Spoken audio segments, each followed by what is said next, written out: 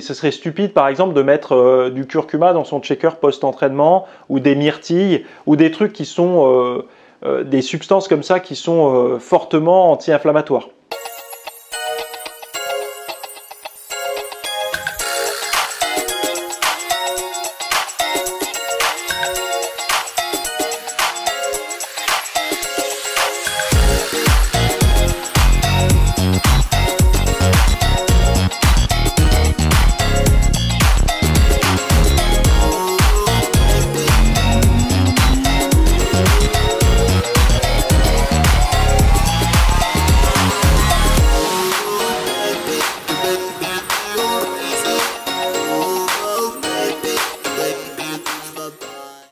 Salut à tous, nouvelle question aujourd'hui de la part de OverFR. Donc pour rappel, vous pouvez tous me poser vos questions, que ce soit en commentaire ici sous la vidéo ou dans le formulaire anonyme, vous aurez le lien en description. Formulaire anonyme qui veut dire me poser des questions plus dérangeantes, plus humiliantes, plus, je sais pas, des questions qui vous n'avez pas envie qu'il y ait votre pseudo attaché, ni votre email. C'est le but.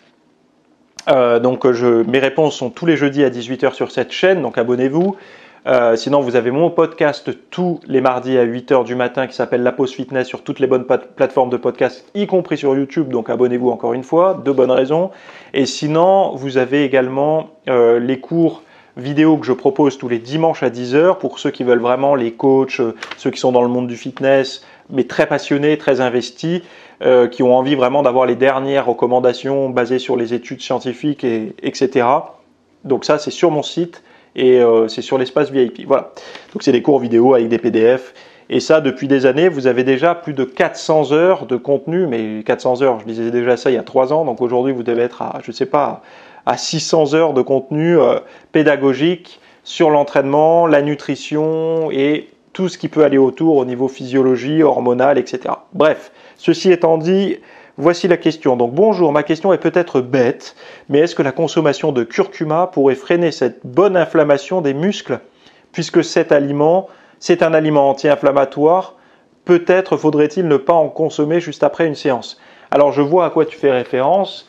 Tu fais référence aux recommandations sur les anti-inflammatoires, en fait, tu fais référence au fait de ne pas stopper l'inflammation induite par un entraînement pour ne pas entraver le process normal de récupération du corps. Donc, en fait, quand on s'entraîne, on va produire des substances pro-inflammatoires au niveau du corps, mais elles sont bénéfiques pour l'organisme. En fait, c'est une stimulation par le négatif, donc on va, comme le vaccin en fait, comme un vaccin qui va envoyer un petit peu, entre guillemets, c'est la dose qui fait le poison, donc un peu de poison pour que le corps en fait se défende tout seul, se renforce et s'arme contre ça. C'est la même chose en fait avec les substances induites par l'entraînement. C'est une légère dégradation pour que le corps y réagisse positivement, se reconstruise plus fort, plus gros, etc. Ce qui permet également d'améliorer la santé, etc.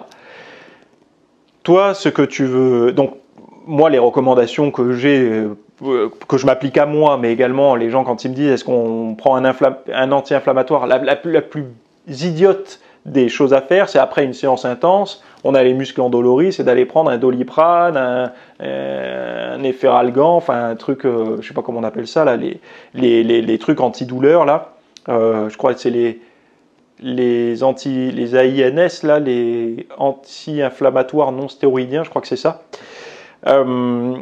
Juste après l'entraînement, c'est une mauvaise idée puisque le corps lui-même produit des substances bénéfiques à sa récupération et cette inflammation induite par l'entraînement est nécessaire pour le bon déroulement en fait de la récupération. C'est un petit peu comme il faut passer en enfer d'abord pour après atteindre le paradis quoi. Enfin, j'en sais rien si je dis ça comme ça, mais c'est l'image que j'ai en tête moi. Donc tout ce qui va induire une réponse anti-inflammatoire, on va tenter de l'éviter. Donc ce serait stupide par exemple de mettre du curcuma dans son checker post-entraînement ou des myrtilles ou des trucs qui sont des substances comme ça qui sont fortement anti-inflammatoires. On pourra les consommer après au repas, après le soir, pas de problème d'en mettre un peu. Moi j'ai une bonne recette là quand je fais mon poulet rôti, au four. Je mets beaucoup d'eau déjà dans le plat, et parce qu'il y a tout le gras qui y coule. Comme ça, et au moins, ça me permet, quand je l'arrose, de ne pas l'arroser qu'avec du gras, mais avec une quantité moindre de gras et plus élevée en eau. Mais par contre, dans l'eau dans laquelle baigne le poulet, je vais mettre de l'estragon, plein d'herbes de Provence, du cumin, du curcuma, beaucoup de curcuma, et qu'est-ce que je vais mettre d'autre? Des échalotes, etc. Et de l'ail. Et en fait, toutes les 20 minutes, je vais arroser avec ce jus plein d'épices mon poulet, ce qui va lui permettre d'absorber beaucoup de curcuma, parce que il y a un effet avec le curcuma, c'est qu'il est mieux absorbé, alors en présence de, comment on appelait ça déjà, je ne sais plus si c'est la piperine ou les capsaïnes, ou je ne sais plus, enfin quelque chose qui est présent dans le poivre noir, peu importe la substance, c'est rappelez-vous poivre noir, mais également avec des lipides, donc des graisses. Vu que le poulet rôti est beaucoup plus gras que le blanc de poulet, donc vous n'êtes pas obligé de manger la peau, hein, mais même sans la peau, ça reste plus gras. Le curcuma sera certainement mieux absorbé que si vous le preniez à la cuillère à café comme ça. Donc il n'y a pas de problème, au repas du soir vous pouvez le faire même si vous êtes entraîné à 17h. Il ne faut pas devenir un anxieux de oh là là l'inflammation, c'est vraiment la réponse immédiate. Vous voyez bien quand vous vous cognez quelque part le genou ou quoi, la réponse inflammatoire elle est immédiate. Vous avez mal, ça gonfle, c'est chaud, c'est rouge, etc. 2-3 heures après, ça s'est déjà diminué. La réponse inflammatoire s'est calmée. C'est un peu la même chose. Ne pensez pas que ça va durer pendant 6 heures après la séance d'entraînement. Ça peut durer, mais pas la réaction aiguë qu'il ne faut pas stopper. C'est vraiment dans les minutes, demi-heures, heures qui vont suivre l'entraînement, qui va suivre l'entraînement. Mais au-delà de ça, c'est bon, vous pouvez remanger votre curcuma. Ne soyez pas un anxieux. C'est vraiment les anti-inflammatoires pur, sauf si vous êtes malade et qu'il y a une bonne raison d'en prendre, mais qu'il faut éviter, quoi, qu'il faut éviter après l'entraînement. Donc ta question reposée là-dessus, puisque c'est un aliment anti-inflammatoire, peut-être faudrait-il ne pas en consommer juste après une séance. Donc oui, ma réponse est oui, juste après la séance. Mieux vaut éviter toutes les choses qui vont freiner le process normal de récupération, mais par contre après, t'as pas de problème à en consommer, quoi. Enfin, je veux vraiment dédramatiser, parce que les gens ont comme à une époque où les gens partaient en sprint vers chez eux ou vers leur sacoche, leur sac de sport pour prendre leur checker de protéines après l'entraînement. Bon, ça sert à rien d'avoir un accident de la route non plus. Aujourd'hui, les gens le savent, vous pouvez prendre votre checker dans la demi-heure, dans l'heure, ça fera le job, ou votre prise alimentaire, ça fera le job.